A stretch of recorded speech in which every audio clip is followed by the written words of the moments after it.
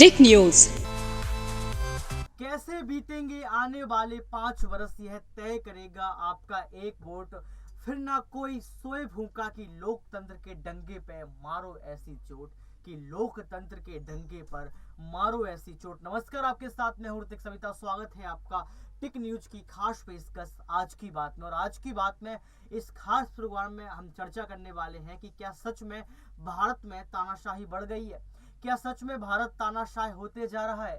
क्या भारत जैसे खूबसूरत लोकतंत्र में अब तानाशाही का दाग लग चुका है? देखिए, आपको बता दें कि वीडेम यानी कि वैरायटीज ऑफ डेमोक्रेसी संस्थान की रिपोर्ट के मुताबिक भारत विश्व के उन शीर्ष 10 देशों में शुमार है जहां निरंकुश राज सत्ता का शासन है।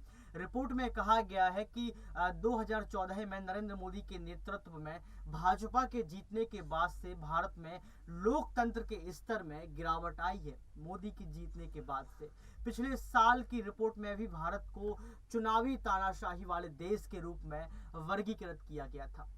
विश्व भर में लोकतंत्र की स्थिति पर वीडेम यानी कि वैरायटीज ऑफ डेमोक्रेसी संस्थान की रिपोर्ट के अनुसार भारत विश्व के उन शीर्ष 10 देशों में शुमार है जहां निरंकुश राज सत्ता का शासन है। भारत उस सूची में है जिसमें ई सल्वाडोर, तुर्की और हंगरी शामिल है। वही रिपोर्ट के अनुसार इस ओर संकेत करते हैं कि आगे देश में लोकतंत्र की स्थिति और भी बिगड़ेगी। रिपोर्ट ये कहती है कि अभी बिगड़ी जो स्थिति है वो बिगड़ी तो है ही, इसके बाद और भी स्थिति बिगड़ने वाली है। आपको बता दें कि पिछले साल की रिपोर्ट में भारत को चुनावी तानाशाही वाले देश के रूप में वर्गीकृत किया गया था। इस साल भी भारत का यह शर्मनाक प्रदर्शन जारी रहा। इस साल भी ये प्रदर्शन लगातार जारी है, चाहे गुजरात चुनाव या फिर किसी भी अन्य राज्य के विधानसभा की चुनाव करें या किसी भी प्रकार की रैली की बात करें, कहीं ना कहीं ये तानाशाही वाला रूप जो है वो हमेशा से जारी रहा है और जारी अभी भी है। कहीं ना कहीं तानाशाही देखने को मिल ही जाती है। बहुत बड़ा सवाल यहाँ पर है। नतीजन भारत लोकतंत्र के मामले में जो सूची है उसमें नीचे के 40 से 50% देशों में शुमार है। भारत में लोकतंत्र के स्तर में 2014 में भाजपा और प्रधानमंत्री नरेंद्र मोदी की सत्ता में आने के बाद से ज्यादा गिरावट देखी गई है। ऐसा मैं बार बार बता रहा हूं और रिपोर्ट ये बार बार कह भी रही है। स्वीडिश संस्थान की डेमोक्रेसी रिपोर्ट 2022 के ऑटोक्रेटाइजेशन चेंजिंग नेचर नामक रिपोर्ट में कहा गया है कि 15 देशों में लोकतंत्रीकरण की एक नई लहर देखी जा रही है। लोकतंत्रीकरण में 15 देश में, उसमें भारत भी शामिल है, जबकि 32 देश तानाशाही के अधीन है। उन 32 देशों में भारत का नाम भी सामने है। उसमें भारत का नाम जो है वो पूरी तरीके से शामिल है। रिपोर्ट बताती है कि पिछले दशक में एशिया प्रशांत क्षेत्र जैसे Afghanistan, Bangladesh, Cambodia, Hong Kong, Thailand और फिलीपींस के साथ भारत में तानाशाही के जो रवैये हैं उसकी स्थिति बद से बदतर हो गई है। मतलब जो तानाशाही की स्थिति है वो लगातार बढ़ती जा रही है। रिपोर्ट में कहा गया है कि तानाशाही के मामले में शीर्ष देशों में कम से कम 6 देशों में बहुलतावाद का विरोध करने वाले दल शासन चला रहे हैं। शासन भी चल रहा है। ये 6 देश जो है वो ब्राजील, हंगरी, भारत, पोलैंड और सर्बिया है। इसमें भारत का नाम भी आप देखिए, 6 देशों में भी भारत का नाम शुमार है। तुर्की रिपोर्ट में आगे कहा गया है कि बहुलतावाद का विरोध करने वाले दल और उनके नेताओं में लोकतांत्रिक प्रक्रिया के प्रति प्रतिबद्धता की कमी है। यहाँ पर यह भी कहा गया है अल्पसंख्यकों के जो मौलिक अधिकारों के प्रति असम्मान की भावना है। ये भी कह रहे हैं कि जो अल्पसंख्यक है उनके सामने कहीं ना कहीं असम्मान की भावना भी देखी गई है। राजनीतिक विरोधियों को दबाने का बढ़ावा देते हैं। आप देखिए, राजनीतिक जो विरोधी है उसको बढ़ावा दिया जाता है और राजनीतिक हिंसा का समर्थन करते हैं। ये तमाम उन्होंने बातें कही है रिपोर्ट में। ये सत्तारूढ़ दल राष्ट्रवादी प्रतिक्रियावादी होते हैं। ये देखिए, भारत में राष्ट्रवादिता का ज्यादातर आप देख रहे चलन भी है। राष्ट्रवाद की बात की जाती है। आप देख सकते हैं तमाम भारत में आपको डेली तस्वीर देखने को मिल रही हैं।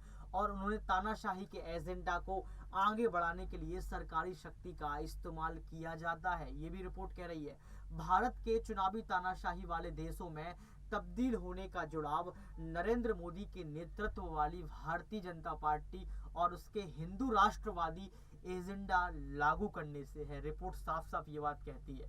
पिछले साल की रिपोर्ट में भी यही बताया गया था कि 2021 की जो रिपोर्ट थी उसमें कहा गया था कि भारत में 2014 में भाजपा की मोदी सरकार आने के बाद से और उनके हिंदू राष्ट्रीय एजेंडा के प्रचार के बाद से लोकतंत्र के स्तर में जो स्तर है उसमें अधिक गिरावट देखी गई है। 2013 के मुकाबले 2020 में 0.23 अंकों के साथ गिरावट देखी गई है। भारत में 2013 में लोकतंत्र का स्तर अपने चरम पर यानी कि 0.57 अंक पर था, जो कि 2020 में 0.34 पर रह गया। आप सोचिए, मैं जो आंकड़े बता रहा हूँ उस पर आप अनुमान लगा सकते हैं। पिछले 10 सालों में विश्व के किसी देश में यह सबसे ज़्यादा है, सबसे ज़्यादा। आप सोचिए, लेकिन देखना ये होगा कि हमारे देश में जो लगातार तानाशाही बढ़ रही है, हमारे देश में जो लगातार प्रधानमंत्री का जो है भवका बढ़ रहा है, कहा जाता है कि प्रधानमंत्री अपना इतिहास और अपनी छवि बनाने में लगे हैं। आप ये समझ सकते हैं। एक और हम लोग अटल बिहारी वाजपेयी की बात करते थे कि अटल बिहारी वाजपेयी जैसा प्रधानमंत्री नहीं हो सकता, और वाकई नहीं हो सकता है। तो दूसरी ओर एक ऐसा प्रधानमंत्री बीजेपी की तरफ से जो 2014 के बाद लगातार तानाशाही में लिप्त होता जा रहा है। पहले देखा जा रहा था कि नरेंद्र मोदी ऐसे काम कर रहे हैं, ऐसे मुद्दे उठा रहे हैं जिससे देश का भला होगा, भला हुआ भी है, लेकिन कहीं ना कहीं वो अपने इतिहास को लिखने में लगे हैं। वो ये भूल जाते हैं कि वो अपनी रैलियों में क्या बोल रहे हैं, वो ये भूल जाते हैं कि हम मुद्दों पर बात नहीं कर रहे हैं। तो कहीं ना कहीं हमारे जो देश की छवि है वो कहीं ना कहीं बिगड़ रही है। मैंने शुरुआत में ही कहा था कि कैसे बीतेंगे आने वाले 5 वर्ष, यह तय करेगा आपका एक वोट, फिर ना कोई सोए भूखा। मैंने पहले ही कहा था कि फिर कोई ना सोए भूखा। आपको तय करना पड़ेगा कि आखिर देश में ये चल क्या रहा है, इस तस्वीर को कैसे सुधारा जाए।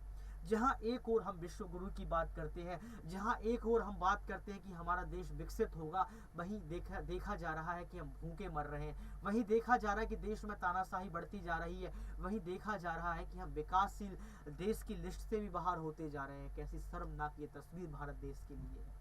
ये बहुत ही शर्मनाक है और दर्दनाक है। हमें ये तय करना होगा कि हमारे जो राजनीतिक पार्टियां हैं वो कैसे अपने आप को निखारें, राजनीतिक पार्टियां किन मुद्दों पर बात करें, राजनीतिक पार्टियां का जो संतुलन है, जो उनका तराजू, उनके जो पड़ले हैं, वो कैसे एक समान रहे, ये हमें सोचना होगा।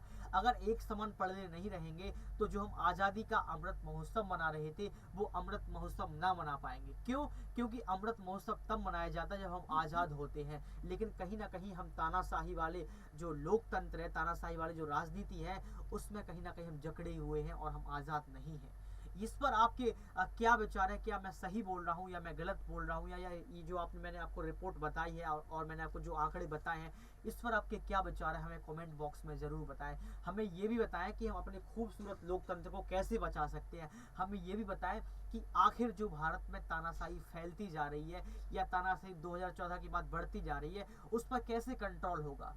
क्या क्या सरकार को इस पर काम करना पड़ेगा। नरेंद्र मोदी प्रधानमंत्री कैसे अपने में सुधार लाएं, कैसे अन्य राजनीतिक पार्टियां अपने में सुधार लाएं, ये आप हमें कमेंट बॉक्स में ज़रूर बताएं। देखिए, लोकतंत्र में ये ज़रूरी है कि आप मुद्दों पर काम करें, आप जनता के लिए काम करें, क्योंकि जनता जो है गरीब, वो गरीब और गरीब होती चली जा रही है और अमीर होते चले जा रहे हैं। तो कहीं ना कहीं लोकतंत्र की खूबसूरती और तानाशाही को कम करने के लिए सबसे पहले भारत सरकार को यह तय करना पड़ेगा कि हमारे जो संतुलन है वो एक समान रहे। हम हर एक व्यक्ति को, हर एक वर्ग के इंसान को एक समान और एक निगाह से देखें। कहीं ये हिंदू राष्ट्र की बात, कहीं ये धर्म जाति की, मुस्लिम की बात, इसको बंद करें और कहीं ना कहीं देश के लिए सोचें, क्योंकि देश और जनता और लोकतंत्र सर्वोपरि है। आज के लिए सिर्फ इतना ही। आज की बात में देखते रहिए टिक न्यूज। बहुत शुक्रिया।